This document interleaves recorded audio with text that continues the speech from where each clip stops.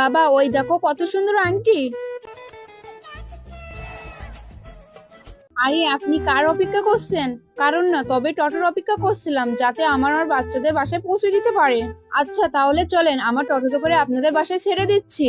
কিন্তু আমরা তো তিনজন, তো কি হয়েছে, সবাইকে আমি ছেড়ে দেবো, বসো পিছনে। এবার সুমাই ওর টোটোতে করে আমাদের বাসার দিকে রওনা দেয়। বাবা আমার মনে হচ্ছে আমি হাবাই প্লেনে উঠছি, ঠিক বলছো। এবার আমরা হাসি মজা করতে করতে বাসা পর্যন্ত পৌঁছিয়ে যাই। আম্মু দেখো কারা এসেছে। আসসালামু আলাইকুম আন্টি। আসসালামু আলাইকুম দাদি। বেঁচে থাকো বাবা, আসো ভিতরে আসো, বসে কথা বলি। আরে এ কি, আমি নিয়ে আসলাম, আম্মু আমাকে পাত্তা না দিয়ে ওদেরকে নিয়ে যাচ্ছে ভিতরে।